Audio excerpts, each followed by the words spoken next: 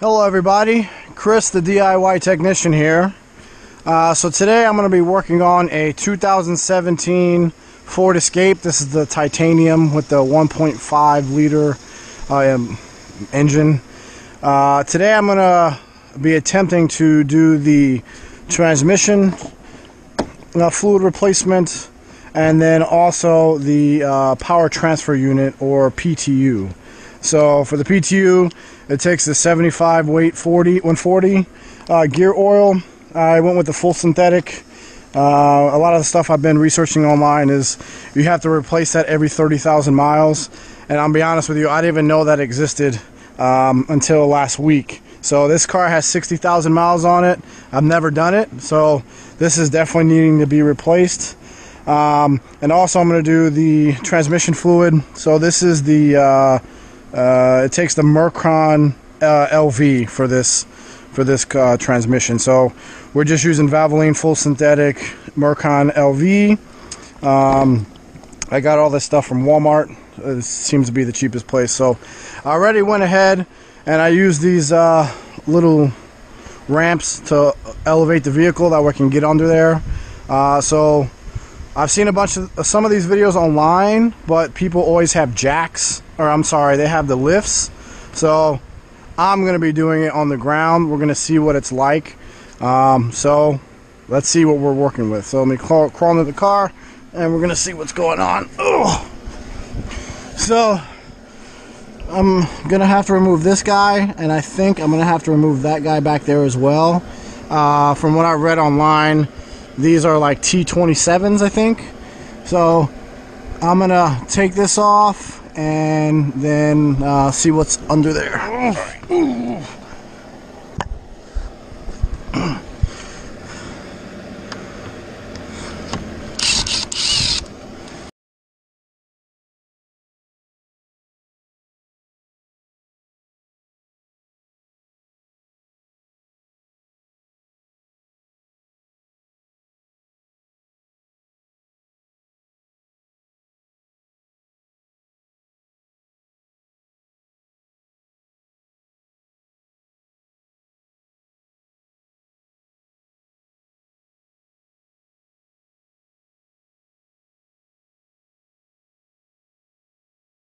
Okay, so I have the covers off.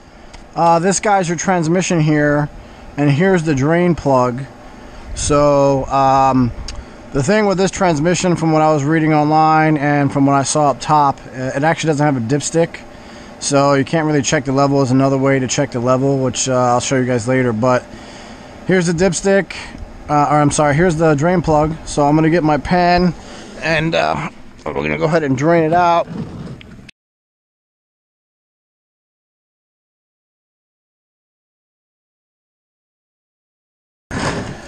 So this is an 11 millimeter, so I'm gonna go ahead and just loosen her up.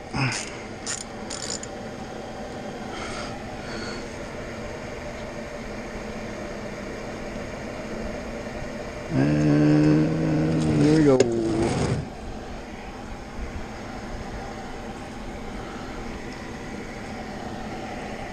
Alright, I'm gonna let that drain for a while. And I'm going to show you up top. So all the videos I saw online actually don't match this car, so it's kind of lucky that I'm actually doing this video. So you guys, when you guys are attempting it, maybe if you run into the same configuration my Ford Escape is in, you won't be having the trouble as I was. So the vent cap for the transmission is this thing. So on all the other videos I saw online, it was just a regular black cap that you could just take off, and then that was it, because it's like a vent cap. This one is different. This one for my car is like a little clamp here, and then once you you know, decompress the clamp, this whole thing removes. So this little top here is the vent.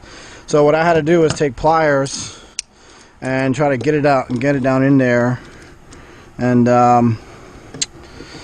trying to do my best here.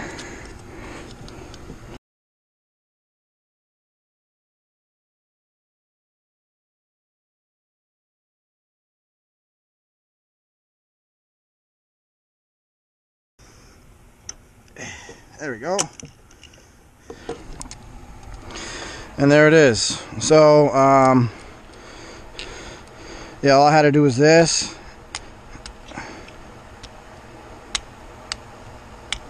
Okay, we'll mess with that later. But yeah, here it is. Here's your little vent cap. It's kind of annoying that they have this clamp on. All the other videos, it was just something real simple. You just yank it off with your hands without tools. But this is your guy right here. I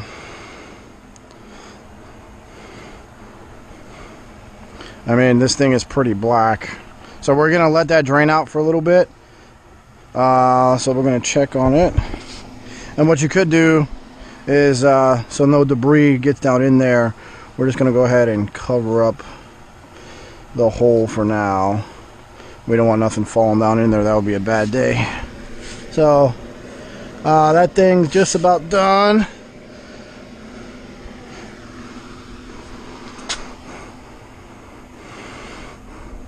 It's straight up black. So once it's, I'm gonna let it drain for a few minutes and I'll pick up the video after. So it's still draining here, but I wanted to show you guys something that I just found out. So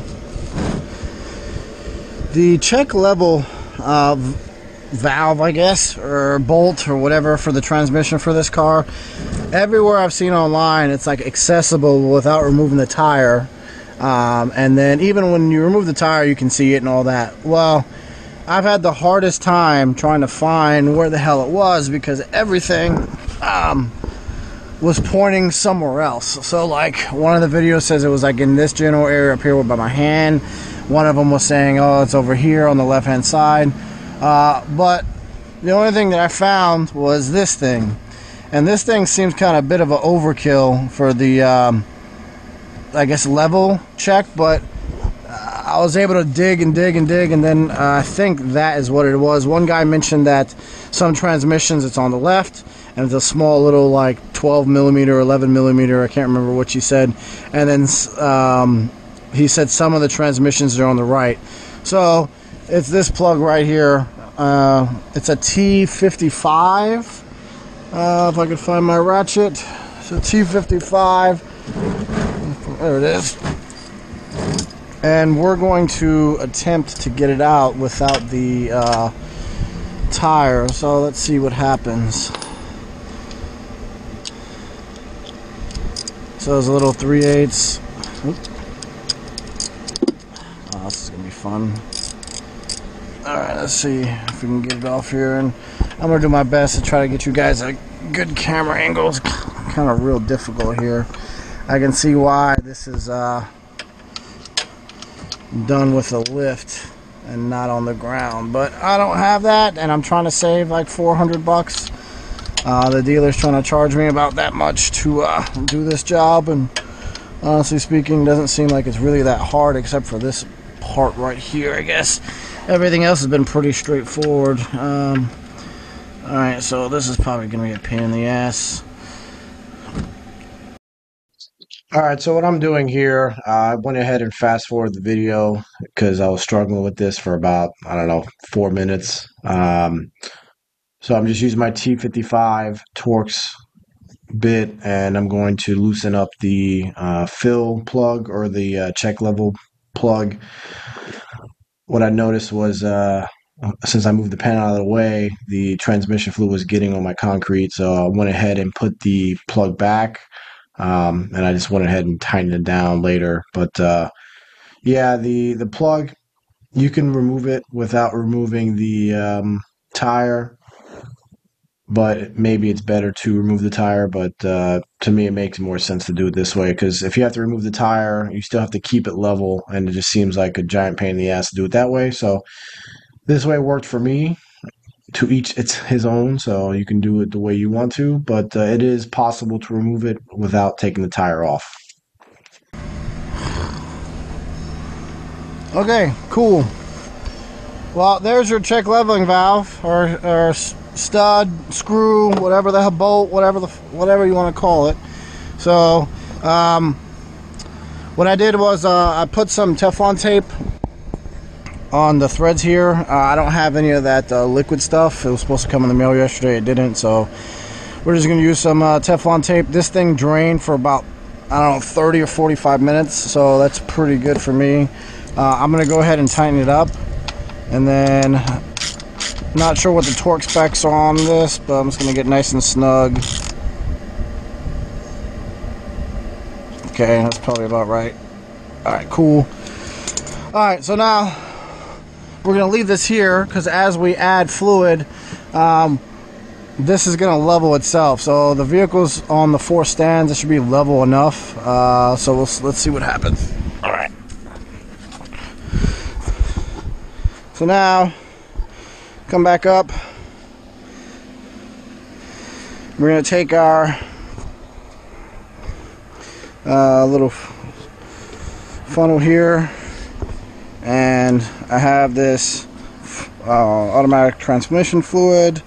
It's the full synthetic kind, since this thing has a ton of heat. So I'm just going to pour just a bunch in here. And let's check what happens underneath. Nothing yet. Alright, cool.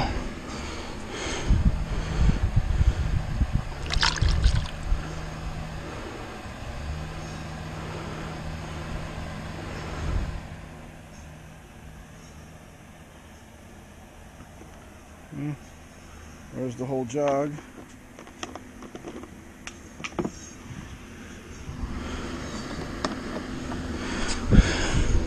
Still nothing, huh? That's interesting. I'm kind of surprised. I'm very surprised about that. Alright, well, I guess I'll add another quart.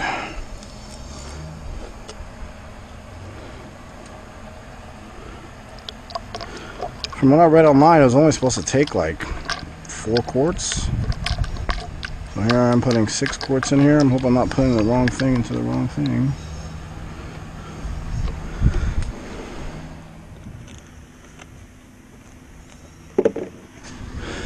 There it comes. Cool. Alright. So, I'll put 6 quarts in here, and I'm going to assume that it only really needed 5, and it was pretty much level at that point. When I put the 6 quart now, you see how it's just kind of like coming on down.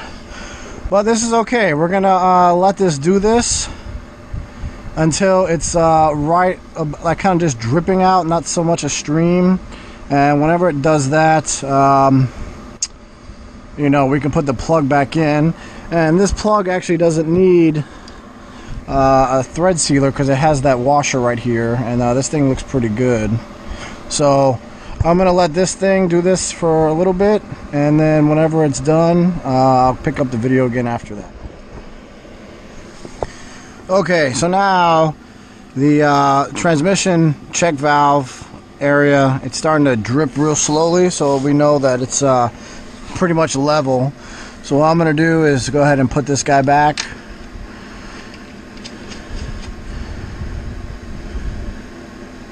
I'm going to finger tight as much as I can. I'm going to go back to my 3/8 ratchet.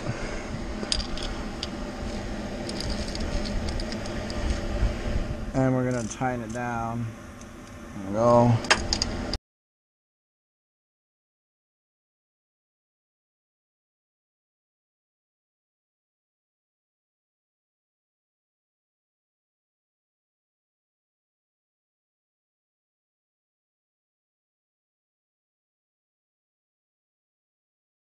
Alright, so drain plug for transmission right here. Check valve, which took me forever to find because I didn't know this is what it was, right here.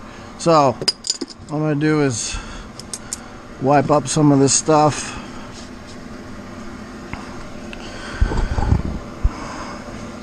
Okay, and I think normally what you would do after this is we're going to put the cap back up up top, then we're going to turn the car on and get it to like operating temperature. I've seen some videos where they say drive it like 20 miles or 10 to 20 miles, then come back and then check the level again, and once, if the level is still good, then the job's done. I've also seen it to where you turn it on, let it warm up, and then like cycle the gears, and you don't have to actually drive it, but they do say you're gonna have to remove this again just to check. So what I'm gonna do is just start the car and then let it warm up. I'm gonna cycle through the gears like it tells me to do online, and then let's just do that. So let's go back up top, and we can remove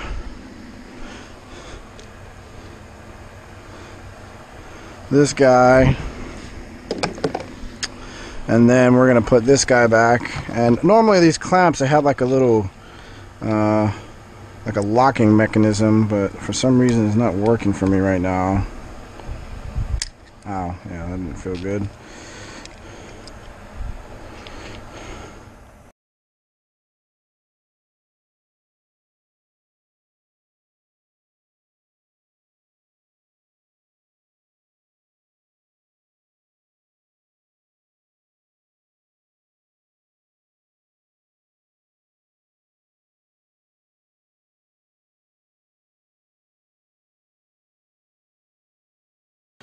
All right.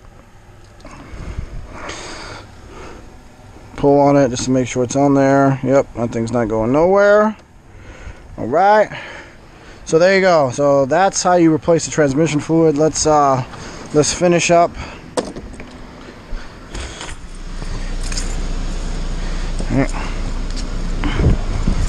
So,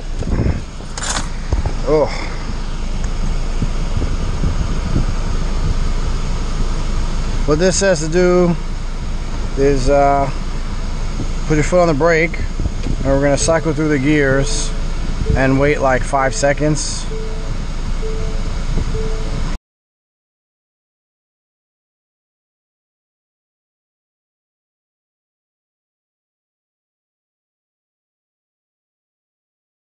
Alright, cool. So I'm just going to let this run for a while, and what I'll probably do is after about maybe 10 minutes of it being on, I'll cycle through it again, and just to be sure, because again, I've never done this before, so we'll see what happens, but I'll pick up the video after that. As you can hear, the engine is running. I'm gonna go ahead and remove this plug again, and this is extremely hot, so I'm probably gonna burn the crap out of myself, but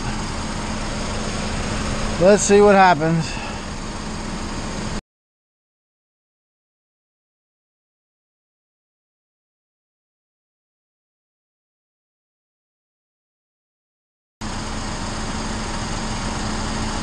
So it doesn't seem like nothing's leaking out. I mean, I think that's a good thing. It's probably full.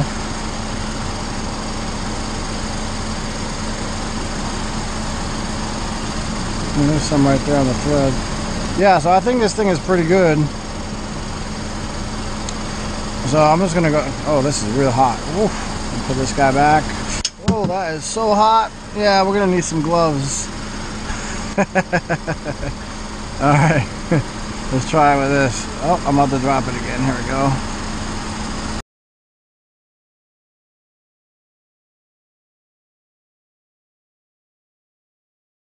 Alright, so I guess I'm satisfied with that. I'll be quite honest with you. I wish I had another quart of transmission fluid just to see what would happen if I added some more. I mean, whenever I added the 5 quarts, it didn't leak out, but whenever I added the 6 quart, then it started to leak out a lot. So I'm going to assume that it's good. It's probably a better idea to get another quart of oil and check it out and dump some more in here, but I don't have any, so I'm just gonna go ahead and tighten her down.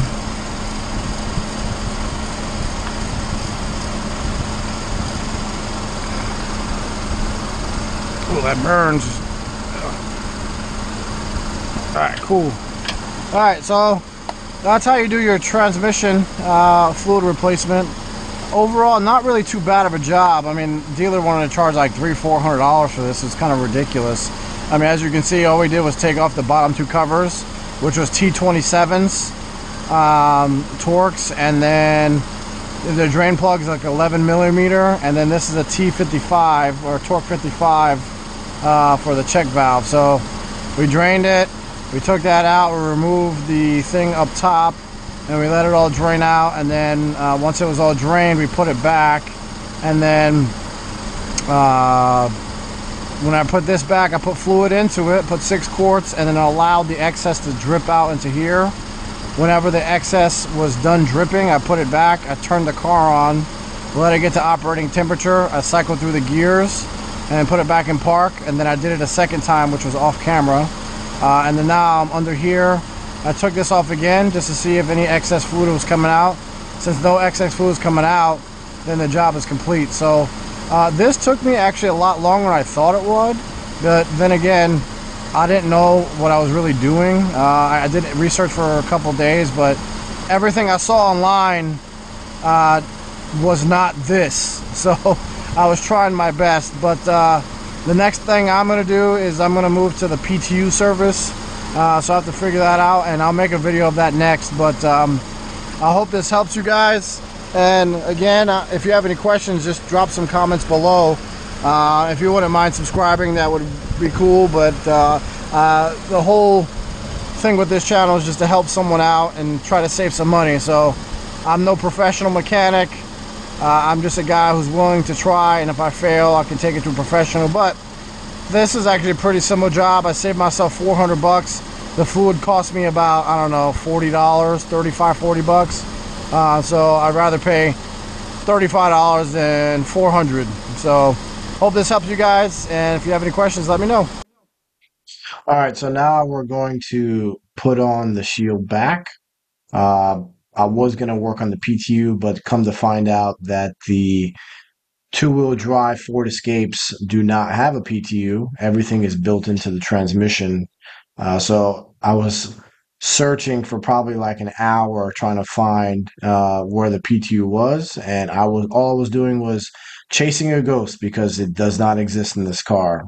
So all the videos I saw online, the PTU is located directly behind the where you drain the motor oil, or in that general area. For the two-wheel drive cars, they don't have that, so that's not something that I have to do, which is nice. And side note is, since it is a front-wheel drive car, and there is no rear differential, so that's something else I learned as well. That was another service I was planning on doing at 100,000 miles for this car, but it doesn't have one, so I don't have to do it. But anyway, I'm going to put the shield back, and that's the last step when it comes to draining the fluid. So put the front and rear covers back.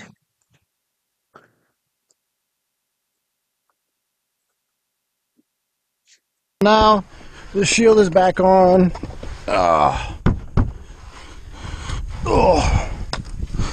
So honestly, not knowing what I know, the job wasn't that bad. So all I did was jack the car up. I removed the drain plug to let the old fluid drain out. I removed this little vent cap that they have in order to add more fluid into it, because there is no dipstick in this car. And then I removed the little port on the side to let the excess fluid to come out. And then whenever I let it drain, I added new fluid, let the excess come out, I put everything back, I turned on the car, cycled through the gears a couple times, let it get to operating temperature. I removed the plug again just to see if any fluid needed to come out. No fluid came out, so I put it back and I put the shield back, and so that's how you do it. So honestly, if I were to do this again, it'll probably only take me like maybe an hour or so. I've been working on this for probably 4 hours. It's kind of embarrassing to admit, but I saved myself $400 doing it myself, so I guess it's not too bad. And I learned how to do it in the process. So you guys can learn from what I did, and hopefully this will help you guys out in the future. And it's like the whole point of this channel. I want to try things myself because, you know, I'm curious about pretty much everything, and if I can save you guys some money in the future and save some headaches, that way you actually have the knowledge to go into a project and do it yourself. So I'm going to close up the hood, and that's another successful job done. And again, my name is Chris. I am the DIY technician, and you guys have a good one.